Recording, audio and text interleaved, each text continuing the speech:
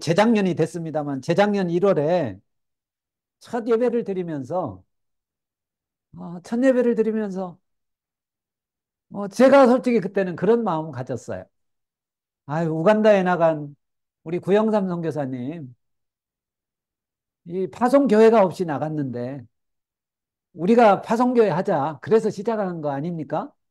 그러면서 그냥 아유, 한 달에 그냥 500불씩만 보내드리면 뭐 우리가 할 수 있는 우리가 우리의 임무는 다 하는 거 아닌가? 사실 그런 생각을 가졌어요. 그런 마음 가지고 작은 마음 가지고 그래 우리가 선교사님 매달 500불씩만 보내드리자.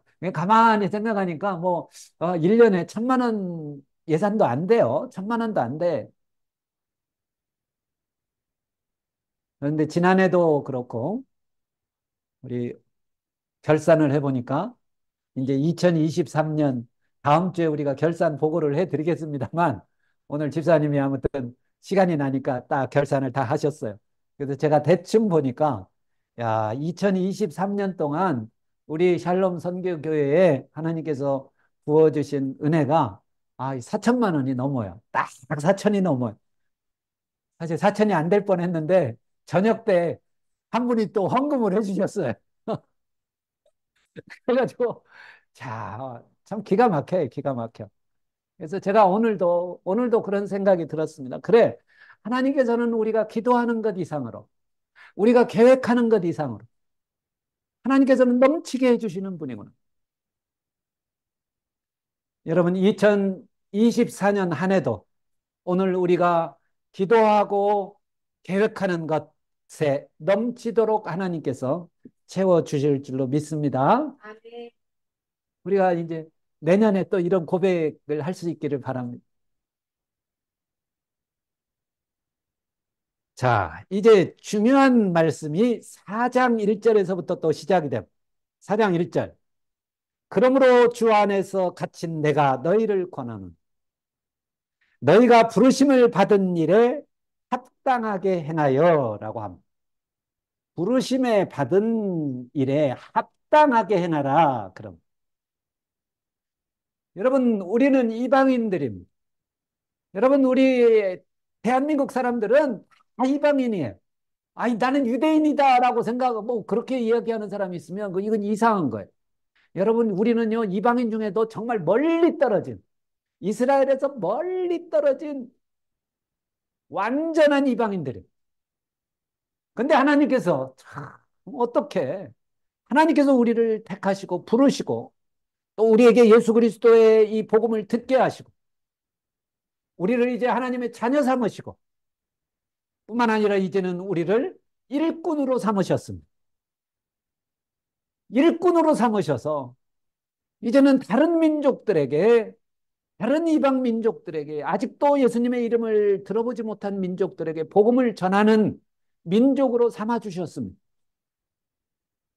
우리 오전 예배에도 우리 피스자매가 참 함께 예배를 드렸습니다만 참 우리가 우간다에 가서 복음을 전하고 이곳에 있는 영혼들을 사랑하고 이거 아무리 생각해도 참 은혜요. 감사한 일이잖아. 그리고 오늘 또 첫 처음 또 이렇게 아주 영광스러운 예배 가운데 함께 하신 우리 황순진 선교사님 같은 우즈벡이라고 하는 나라. 참 저는 어렸을 때 이런 나라가 있는 줄도 몰랐어요. 근데 이런 다른 민족, 다른 나라에 가서 복음을 전하는 우리 이 대한민국 한국 교회가 됐다는 것에 대해서 참 놀랍지 않습니까? 그런데 하나님께서 우리를 이렇게 부르셨으니까 이제 우리가 어떻게 살아야 되는가에 대해서 고민해 봐야 돼. 오늘 말씀에 너희가 부르심을 받은 일에 이 하나님의 부르심에 합당하게 행하라는 거예요. 합당하게 행하는 삶. 그렇죠. 군인으로 나라의 부름을 받은 젊은이들은 군인으로 부름을 받았다면 군인답게 행해야죠. 우리가 하나님의 부르심을 받았다면 이 하나님의 부르심답게 살아야 하나님께서 우리를 일꾼으로 부르셨다면 일꾼답게 하나님께서 우리를 백성으로 부르셨다면 하나님의 백성답게 하나님께서 우리를 부르신 그 부름답게, 그 부름에 합당한 삶을 살아야 하는데, 오늘 본문에서는 네 가지를 얘기합니다. 하나님의 부르심에 합당한 삶 네 가지. 첫 번째는 뭐냐? 겸손임. 너 모든 겸손과 온유로 하고. 여러분, 하나님의 부르심에 합당한 삶의 첫 번째는 겸손임. 정말 겸손해야 돼. 이 겸손의 본을 보여주신 분이 누구냐? 예수님이십니다. 제가 성탄절 지나면서도 성탄절 때도 겸손에 대해서 말씀을 드렸죠. 성경은 수도 없이 끊임없이 겸손에 대해서 이야기합니다. 겸손해야. 교만한 자는 하나님이 대적하심. 그래서 베드로 같은 경우도 하나님의 능하신 손 아래서 겸손해라. 때가 되면 너희를 높여줄 것이다. 막 우리가 높아지려고 그럴 필요 없습니다. 우리가 하나님의 능하신 손 아래서 겸손하면 하나님께서는 언젠가 우리를 높여주신다는 것. 이 겸손의 삶의 모범을 보여주신 분이 예수님이십니다. 예수님의 삶을 보면 정말 겸손하셨어요. 높아지려고 하지 않으셨습니다. 두 번째는 뭡니까? 온유. 온유. 정말 우리가 온유해져야 돼. 저도 2023년 제가 가만히 생각해 보니까 얼굴이 좀 화끈거려지는 그런 순간이 좀 있더라고. 아, 내가 그때 온유했어야 되는. 좀 온유했어야 되는데 그냥 욱한 거예요. 여러분, 저 보면서 저 화 안 낼 것처럼 보이죠? 아닙니다. 저도 욱하는 성질이 있어요. 아, 이럴 때마다 참 제가 온유해야 되는데. 그래도 많이 좋아졌습니다. 많이 좋아졌어요. 2024년에는 정말 온유해야 되겠다 또 다짐을 합니다. 자, 세 번째가 뭐냐? 오래 참음으로 사랑 가운데서 서로 용납해라. 그럼 오래 참아야 돼. 오래 참고 참고 용납하라는. 요즘 저는 현대 문명이 이렇게 발달하면서 가장 우리가 취약해진 게 오래 참는 게 없어진 것 같아요. 급해졌습니다. 우리 한국인들의 특징이 또 빨리빨리 아닙니까? 이 한국인들의 기질에 딱 맞는 게 어떻게 보면 이게 핸드폰인 것 같아요. 옛날에는 누구하고 좀 마음이 안 맞잖아요. 마음이 안 맞아도 이거 어쩔 수 없는 거예요. 일주일 기다려야 되는 거예요. 만나려면. 그러다 보면 이게 마음이 그냥 좀 녹여지고 해결이 되고 그래요. 근데 요즘은 어때요? 아, 뭐 좀 안 좋은 얘기 딱 들으면 당장 폰 꺼냅니다. 그렇죠? 그리고 바로 전화해요. 또 안 받으면 더 성질나요. 참아야 돼. 정말 오래 참아야 돼. 정말 하나님께서는 지금도 참으시는 거예요. 하나님께서는 2023년에도 심판을 하실 수도 있었다고 봅니다. 하나님이 이것도 참으신 것 같아요. 한 해를 더 참아주셨어요. 한 영혼이라도 더 구원하시기 위해서 하나님께서 심판을 참아주시는 것 같아요. 자, 세 가지 얘기했죠. 겸손, 온애, 온유, 그리고 오래 참음으로 사랑 가운데서 서로 용납해라. 그리고 네 번째가 뭐냐? 하나님의 부르심에 합당한 삶은 평안에 매는 줄로 성령이 하나 되게 하신 것을 힘써 지키라. 성령께서 하나 되게 하신 것을 힘써 지키는 삶이 부르심에 합당한 삶입니다. 저는 이 하나 되는 게 참 힘든 거라고 봐요.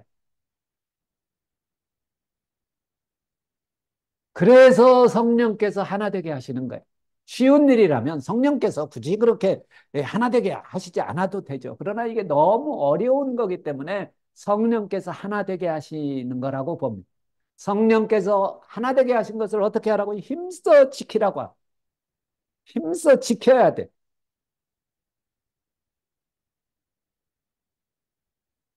여러분, 교회는 사람이 많이 모이는 교회가 좋은 교회가 아닙니다. 여러분, 교회는요, 작게 모이든 많이 모이든 하나 된 교회가 좋은 교회. 정말 서로 한 마음을 품고 한 뜻을 품고 예, 한 방향을 향해서 가는 것이 좋은 교회. 아니, 많이 모였는데 싸우기만 하면 어떻게 해요? 자, 하나님께서 우리를 부르시고 우리로 하여금 하나의 공동체를 이루게 하셨는데 이것이 교회임. 오늘 오전 말씀에도 뭐야? 하나님께서는 이 복음을 증가하는 놀라운 이 하나님의 은혜를 교회에게 맡기셨다 그랬어요. 여러분, 교회는 신비입니다. 교회는 참 신비로워요. 그래서 교회에 대해서 비유를 할 때 부부의 관계로 설명을 하기도 하고 참 교회는 신비한 것. 예수님께서 이 땅에 오셔서 승천하시면서 남겨놓으신 게 교회입니다.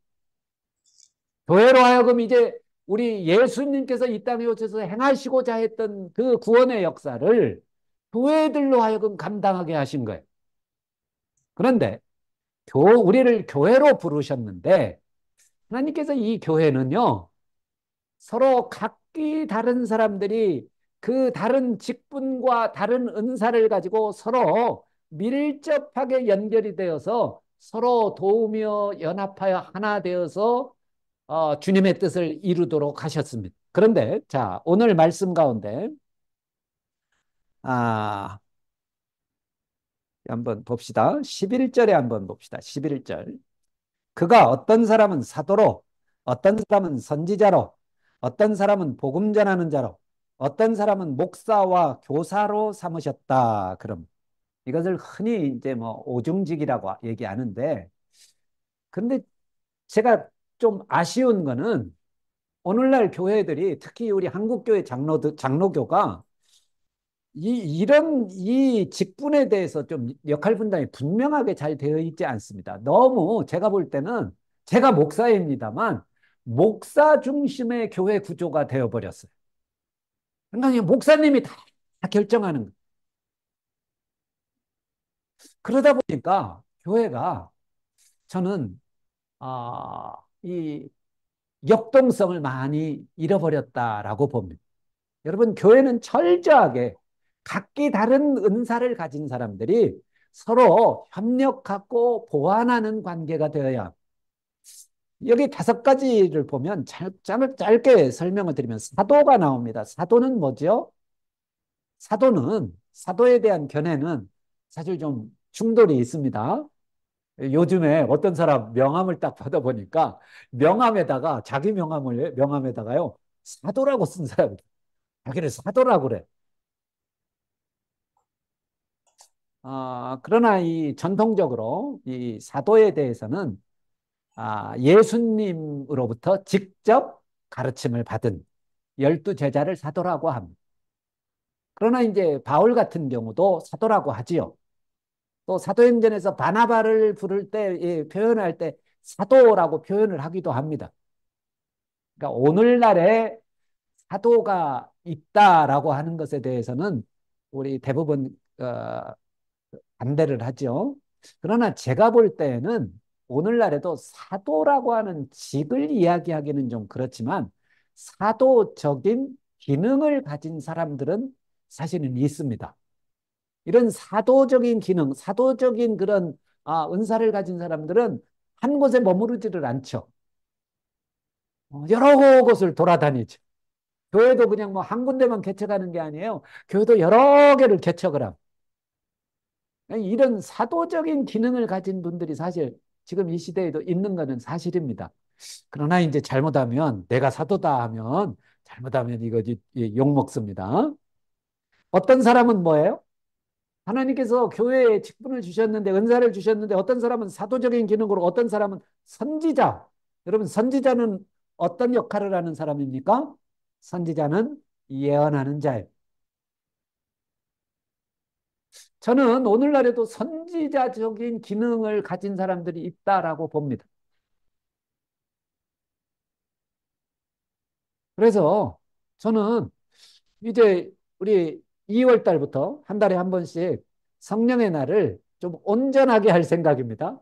아침 10시부터 모여가지고 저녁 오후 한 5시까지 완전히 좀 집중해서 좀 기도도 하고 좀, 예, 열정적으로 좀 그렇게 하면서 제가 특별히 예언의 은사를 가진 사람을 아예 청빙을 했어요. 오셔서 사역해 하시라. 뭐 어떤 사람들은 오늘날에는 뭐 이 선지자가 없다, 뭐 이 예언의 은사가 끝났다 그러는데 성경은 그렇게 얘기를 하지 않습니다. 잘만 사용하면 괜찮아요. 유익합니다. 근데 이게 뭐, 나는 사도고 나는 선지자니까 내 말을 들어야 돼? 이런 경우에는 문제가 되죠. 또 여기에서 어떤 사람은 복음 전하는 자로 얘기해요. 복음 전하. 복음 전하는 이 전도죠, 전도. 이 복음 전하는 것에 은사를 가진 사람이 있어요. 그러니까 이 기능이 사실은 굉장히 은사 밀접한 관계가 있습니다. 은사를 가지면 굉장히 효율적이 됩니다. 효율성을 가져요. 아유, 나는 이 전도하는 은사가 없으면 나는 이 1년 아무리 애를 써도 한 사람 전도할까 말까인데 어떤 사람은요, 이상하게 전도를 잘해요. 전도에 은사가 있는 거예요.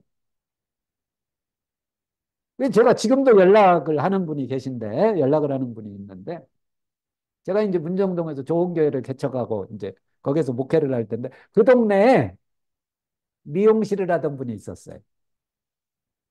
이 미용실을 하던 분은 제가 볼 때는 아무튼 전도의 은사를 가진 분이.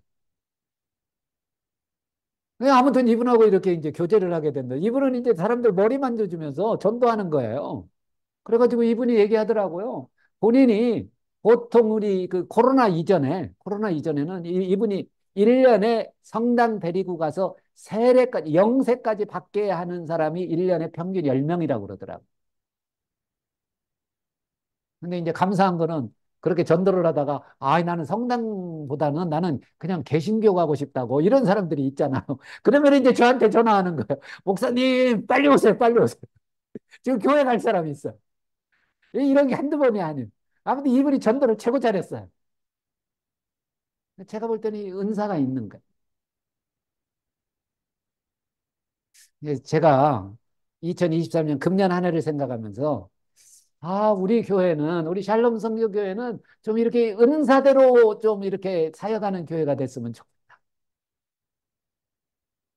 얼마나 신나요. 그쵸? 자기가 갖고 있는 은사대로. 근데 이 은사를 가지고 내가 가진 은사가 최고야. 내가 갖고 있는 직분이 최고야. 여러분, 교회에서 가장 어떻게 보면 뭐 높은 직분은 없습니다. 교회는 다 똑같은 거예요. 뭐 목사라고 해서 높은 게 아니에요. 역할이 다른 것. 자, 그리고 또, 그 다음에 나옵니다. 어떤 사람은 목사와 교사로 삼으셨다. 그럼. 여러분, 목사라는 건 뭐예요? 제가 볼 때는 목사는 잘 돌보는 것. 제가 볼 때는 이 돌보는 것도 은사예요. 잘 돌보는 사람. 교사는 뭐예요? 가르치는 일. 잘 가르치는 것. 그러니까 이 역할, 이 직분이 서로 다른 거죠. 근데 이런 직분을, 이런 은사를 하나님께서 주신 목적이 뭐냐? 12절에 나온 이는 성도를 온전하게 하여 봉사의 일을 하게 하며 그리스도의 몸을 세우려 하십니다. 그리스도의 몸이 뭡니까? 교회입니다. 교회를 잘 세우는 것이 이 직분의 목적입니다. 하나님께서 나에게 왜 이런 은사를 주셨느냐? 하나님께서 나에게 왜 이런 직분을 주셨느냐? 다른 것 아닙니다. 교회를 더 잘 완전하게 세우기 위함입니다. 그래서 제가 2024년 우리 교회의 목표를 그렇게 세웠습니다. 그렇게 정했습니다. 그리스도의 몸을 온전히 세우자. 정말 교회를 온전히 세워나가는 그런 한 해가 되기를 바랍니다. 금년에는 우리 샬롬 성교교회에서도 직분자를 세울 예정입니다. 여러분, 교회의 직분은 계급이 아닙니다. 교회의 직분은 철저하게 교회를 섬기며 세우는 것입니다. 여러분, 임직식 하는데, 우리 교회는 이제 뭐 3월에 임직 투표를 하고 7월경에 이제 임직식을 할 그런 계획은 갖고 있는데, 여러분, 어, 염려하지 않으셔도 돼요. 임직식 하는데 개인이 부담할 그런 재정 부담은 절대 없을 것입니다. 없으면 없는 대로 하는 거죠. 물론 임직식 하는데 돈은 조금 필요하지요. 그래도 손님들 오시면 뭐, 어, 밥이라도 한 그릇 대접하고 선물이라도 하나씩은 좀, 들려서 보내드려야 되잖아요. 이것은 우리 교회 재정으로 아무튼 다 감당합니다. 염려하지 않으셔도 돼. 아니, 감사한 마음이 있으면 그냥 감사 헌금하시면 되지요. 여러분, 우리가 이 교회를 이루게 되면 정말 또 감사한 일이 하나 있습니다. 저는 요즘 그 생각을 많이 해요. 13절에 보면 우리가 다 하나님의 아들을 믿는 것과 아는 일에 하나가 되어 온전한 사람을 이루어 그리스도의 장성한 분량이 충만한 데까지 이르리니 이는 우리가 이제부터 어린아이가 되지 아니하여 15절 오직 사랑 안에서 참된 것을 하여 범사에 그에게까지 자랄지라 그는 머리니 곧 그리스도라. 여러분, 우리가 교회를 이루게 되면 어떤 점에서 유익하냐? 여러분, 우리가 잘하게 됩니다. 잘하는 것을 서로 도와주게 되는 거예요. 여러분, 우리는 잘해야 돼요. 우리가 예수님 믿고 뭐 그냥 뭐 하루아침에 우리가 우리의 삶이 변화되는 것 아닙니다. 때로는 하나님께서 우리를 연단시키기도 하고 또 하나님 어떤 경우에는 내 스스로 연약해져서 넘어지기도 하고 시험에 들기도 하고 이런 과정이 있죠. 그런데 혼자서는 성장하기가 매우 어렵습니다. 제가 아무튼 목회를 은퇴를 했다가 우리 샬롬 선교교회를 아무튼 작년에 뭐 그냥 적은 인원이지만 이렇게 시작해서 하루하루 지나면서 제가 1년 2023년을 결산하면서 제가 한번 나는 목회를 하면서 나에게 어떤 변화가 일어났는가 한번 돌아보니까 내가 자랐다는 거예요. 그래도 내가 자랐구나. 내가 성장했구나. 다른 사람은 몰라도 저는 그것을 좀 느끼겠어요. 그러면서 들었던 생각이 나 혼자였다면 내가 이렇게 잘할 수 있었을까? 내가 이렇게 변화될 수 있었을까? 불가능했을 것 같아요. 교회가 아니었으면 막 이런 느낌조차 갖지 못했을 것 같습니다. 여러분, 오늘 말씀에도 16절에서 그렇게 이야기합니다. 그에게서 온몸이 각 마디를 통하여 도움을 받음으로 연결되고 결합되어 각 지체의 분량대로 역사하여 그 몸을 자라게 하며 사랑 안에서 스스로 세우느니라. 여러분, 우리 한 사람 한 사람 개인이요. 완전한 사람이 될 수 없습니다. 온전한 사람이 될 수 없습니다. 잘하기 어려워요. 우리가 서로 연결되고 결합되어서 각 지체의 분량대로 각 사람이 갖고 있는 그 믿음의 분량대로 우리가 역사하면 일할 때 우리 몸이 자란다는 것. 교회도 자라고 개인적으로도 영적으로 자라고 성숙하게 되어 있습니다. 2024년 이제 한 해를 우리가 이제 출발했습니다. 이미 스타트했습니다. 2024년 한 해가 정말 우리 개인적으로도 성장하지만 교회적으로도 서로 분량대로, 직분대로, 은사대로, 역할대로 서로 보완해 가면서 연결하고 결합되어서 정말 잘하는 그런 한 해가 되기를 바랍니다. 우리 한번 기도하겠습니다. 하나님 아버지 감사합니다. 부족한 저희들, 이방인 되었던 저희들, 하나님께서 우리에게 은혜를 베푸시사 정말 선교사님들을 보내시고 그들을 통하여 복음을 듣게 하시고 이제는 하나님의 자녀 되고 하나님의 일꾼 되게 해주시고 복음을 위하여 사는 자로 삼아주신 것 감사를 드립니다. 하나님, 이제는 하나님의 이 부르심에 합당한 삶을 사는 저희들 되게 해 주시옵소서. 겸손하게 하옵소서. 예수님처럼 겸손하게 하옵소서. 온유하게 하옵소서. 모세처럼 온유하게 하옵소서. 오래 참음으로 사랑 가운데 서로 용납하게 해주시고 성령이 하나 되게 하신 것을 힘써 지키는 저희들 되게 하여 주시옵소서. 특별히 2024년 하나님께서 참으시며 다시 우리에게 기회를 부여하신 2024년 이 한 해 동안 하나님 아버지, 저희들 맡은 바 직분대로 사도라면 사도로, 선지자라면 선지자로, 복음을 전하는 자라면 복음을 전하는 자로, 목사와 교사로 맡은 직분을 성실하게 행함으로 우리 교회가 잘할 수 있도록 우리 하나님 역사해 주시기를 원합니다. 1년 후에는 우리가 잘한 것에 대하여, 우리가 성장한 것에 대하여 주님 앞에 내어놓을 수 있기를 원합니다. 감사하며 예수 그리스도의 이름으로 기도하옵나이다.